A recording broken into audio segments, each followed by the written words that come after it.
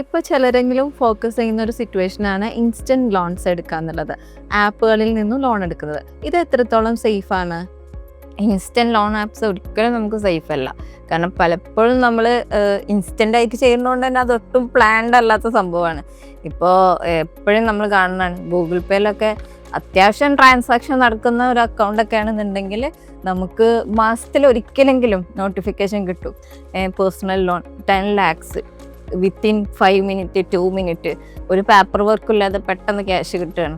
സ്വാഭാവികമായിട്ടും ലോൺ ആവശ്യമില്ലാത്ത ഒരാൾക്ക് പോലും ടെൻഡൻസി വരികയാണ്. എന്തെങ്കിലും ഒരു സിറ്റുവേഷൻ വരുമ്പോൾ അല്ലെങ്കിൽ എന്തെങ്കിലും ഒരു പുതിയ സാധനം കാണുമ്പോൾ നമ്മൾക്ക് ഓട്ടോമാറ്റിക്കലി ടെൻഡൻസി വരും, ആ ഒരു ക്യാഷ് കിട്ടാണ്ടല്ലോ, അപ്പോൾ പെട്ടെന്ന് നമുക്കതെടുത്തിട്ട് ഇത് മറിക്കാമല്ലോ എന്നുള്ള ആ ഒരു ടെൻഡൻസി വരും. അത് ഹ്യൂമൻ നാച്ചറാണ്. അപ്പോൾ അതിനായിട്ട് തന്നെ അങ്ങനെ ഒരു മാർക്കറ്റിങ്ങും നടക്കുന്നത് മേ ബി. അപ്പോൾ അതിൽ നമ്മൾ പെട്ടെന്ന് പെട്ടുപോകും. മീൻസ് പേപ്പർ വർക്കൊന്നും ഇല്ലാതെ പെട്ടെന്ന് കിട്ടുന്നതാണ്. ബട്ട് ഇതിൽ ഒളിഞ്ഞിരിക്കണ വലിയൊരു അപകടം എന്ന് വെച്ചാൽ ഇൻട്രസ്റ്റ് റേറ്റ്. അതേപോലെ തന്നെ നമ്മൾ നോർമലി ബാങ്കിലും ഇൻട്രസ്റ്റ് റേറ്റിംഗ് ഓക്കെയാണ്, പക്ഷെ അതിനെക്കാട്ടിയും ഞാൻ അറിഞ്ഞിടത്തോളം ഇതിനെക്കാട്ടിയും ഡബിളായിട്ടാണ് ഇവരുടെ ഇൻട്രസ്റ്റ് റേറ്റ് വരുന്നത്. പ്ലസ് ഒരുപാട് ഹിഡൻ ചാർജസ് വരുന്നുണ്ട്. പിന്നെ മോസ്റ്റ് കോമൺലി സ്റ്റുഡൻസ് ഒക്കെയാണ് ഇപ്പോൾ അതിൽ പെട്ടെന്ന് പോയി പെടുന്നത്.